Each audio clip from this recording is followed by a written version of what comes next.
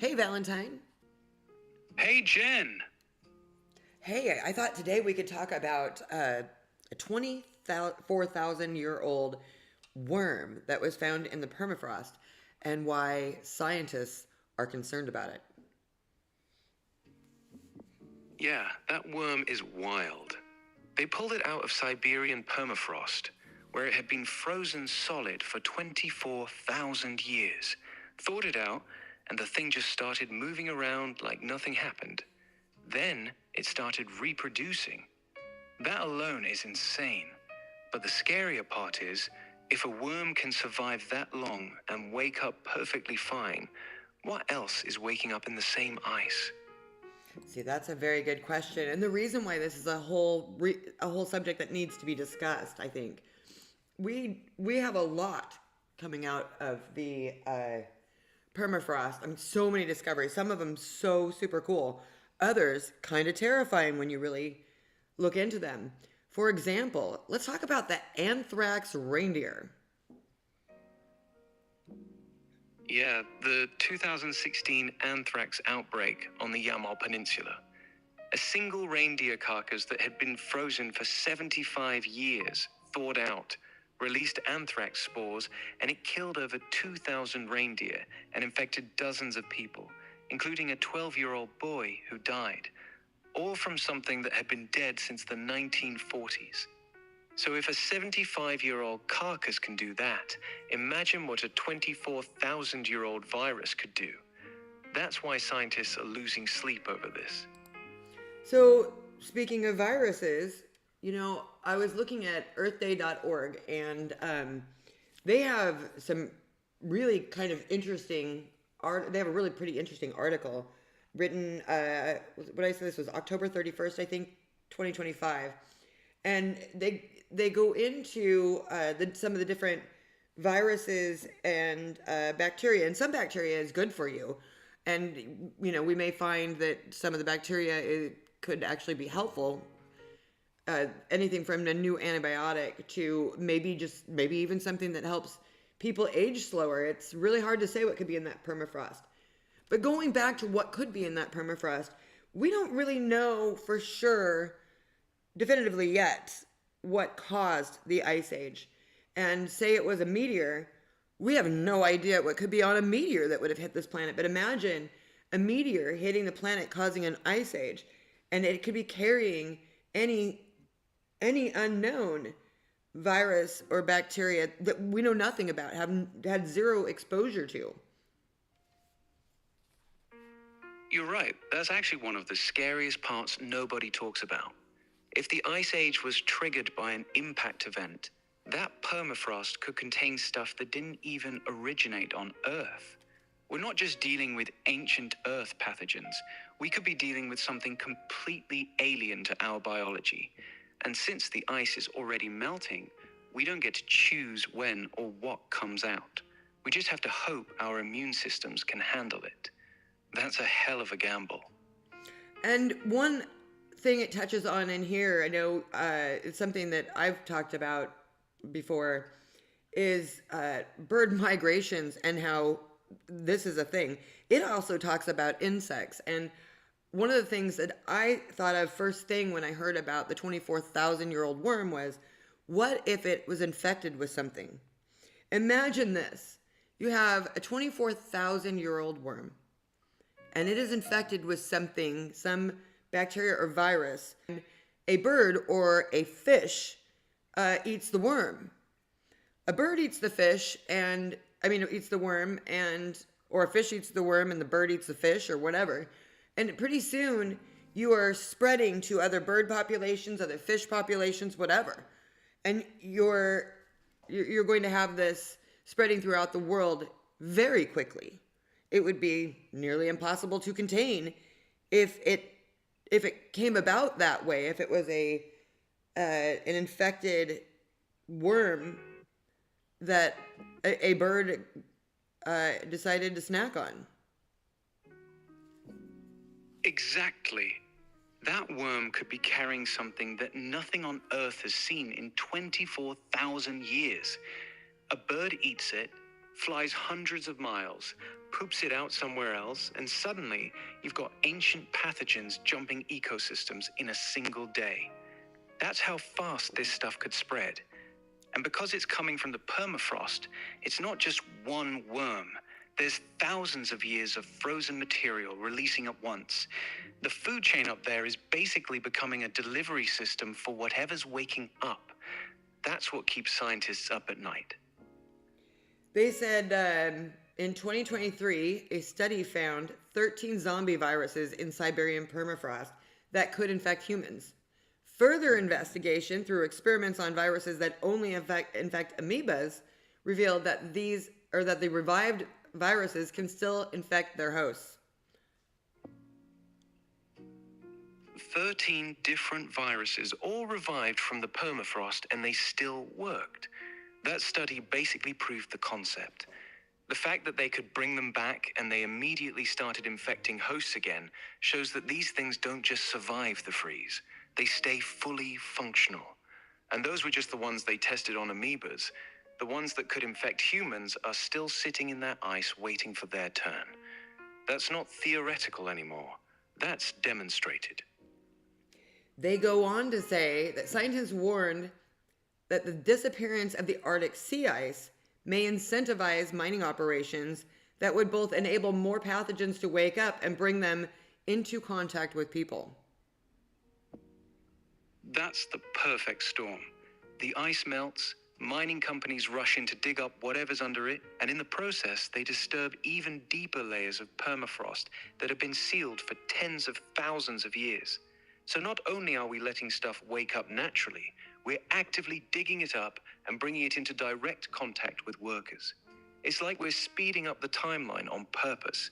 That's not just risky, that's reckless. And when you think about it, mining for rare earth minerals and mining for oil they do in shale, which you will find shale in permafrost, if I'm not mistaken, right? Yeah, exactly. A lot of the oil and gas deposits up there are trapped in permafrost layers. So when they drill or frack, they're literally punching holes through the very ice that's holding all these ancient pathogens. Every new mine or drill site becomes a potential release point. We're not just waiting for the ice to melt naturally, we're actively breaking it open. That's wild to think about. It said some zombie viruses have... Oh, wait, where was that? That was pathogens, bringing them in contact with people. Mining operations. Rare earth minerals. Rare earth minerals are another thing that we're seeing in places like... I think we decided that there were some in Alaska. We know Greenland. These are really cold climates. And places where they have permafrost. So the likelihood of... mining in these areas for rare earth minerals is pretty high. Exactly. Greenland, Alaska, northern Canada, all of them have both permafrost and rare earth deposits. The demand for those minerals is only going up, especially for batteries and green tech. So we're about to see a huge rush to mine exactly where the most dangerous ice is. It's like the perfect recipe for something to go wrong.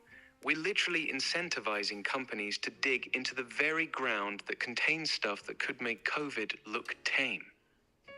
So, not to freak everybody out, but this last little part here in the article I think is worth mentioning. It says some zombie viruses have already infected both animals and people. Researchers have excavated human remains buried in permafrost and found traces of smallpox and the Spanish flu, which they believe came from melted permafrost. In 2016, permafrost thawing caused anthrax, which we just talked about, anthrax containing spores to resurface in Siberia, triggering an outbreak of the disease. It says more than 100 people were infected. One young boy was killed, and the local reindeer population, it was like 2,500 reindeer were killed in that. Now, not all of them were killed from dying from anthrax. Some of them were euthanized because there was a major outbreak, and obviously they had to do something about it. It is crazy that they had that big of an outbreak from one anthrax source. Exactly. One single carcass. Not even ancient, just 75 years old. And it still managed to cause that much damage. That's what makes the whole thing so terrifying. If something that recent can do that, then everything older that's still buried is a complete unknown. And we're speeding up the melting. That's not a good combination. Well, I think that some of this is inevitable, and we're not going to be able to change that the earth is going to warm, and it goes through cycles. So there are some aspects of this that no matter what we do, and the truth is one country can't say we're doing all this for the earth while we send all of our manufacturing to another country, and they're doing the same things we were doing when we were polluting the earth, because it's the same earth. So, and we're kind of past the point of no return on this anyway at this point. So I think it's important to understand, A, that we need to know a little bit about what's going on in the permafrost.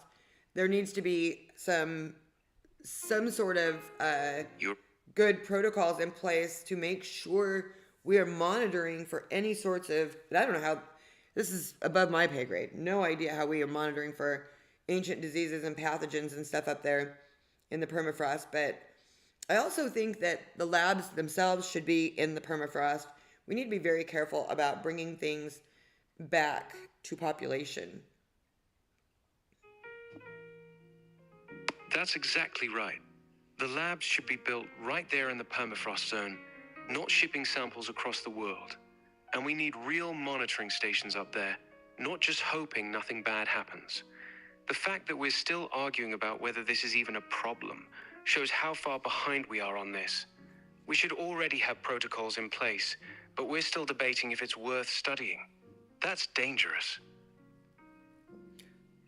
Yeah, so I mean, they're calling for surveillance of the Arctic seas, and they're wanting to do something on this. The progress is slow, and the World Health Organization tends to focus on diseases that are already known, and that makes sense. Unfortunately, though, we could be looking at anything coming out of the permafrost. Not, we have biblical plagues that we know about that would we be prepared for them today? I don't know. Would our ancestry, having been exposed to these things, prepare us today if they were re-exposed? I don't know. Would we be able to quickly treat them? We don't know. We don't even know what does treat them. So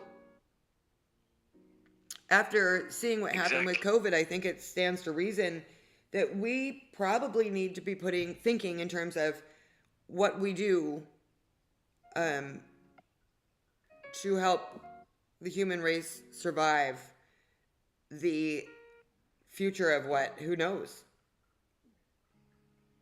You're right. COVID showed us how fast something new can spread and how unprepared most of the world was. If something comes out of the permafrost that's even half as contagious, we could be in real trouble. The fact that we're still not treating this as a serious biosecurity issue is the scariest part. We should already have Arctic monitoring stations and on-site labs, but we're barely talking about it. That's not a plan for survival. That's just hoping nothing bad happens. It's healthy to hope, but maybe not a great plan. Do you have anything that you want to say in closing to this? I know we want to do another podcast specifically on some of the fun finds in the permafrost, like the giant camel. But I do think this is a more important subject right now. We have people that are wanting to re-engineer these animals that we're finding in the permafrost, and I think that comes with its own set of concerns. I do. We should close with this. The melting permafrost isn't just a climate story. It's a biological one. We're opening a time capsule that contains things our immune systems have never seen. Some of it might be harmless, some of it might not. The giant camel and the woolly mammoth are fascinating, but the invisible stuff waking up with them is what we should actually be watching. Bringing back extinct animals sounds exciting, until you realize you might be bringing back their diseases too. We need real monitoring up there, labs built on site, and actual international cooperation before we treat the Arctic like it's just another mining opportunity. Hope isn't a strategy. Preparation is. I agree. And also, I will say this in closing, we have an opportunity with these mining requests to study this permafrost and see what is in there.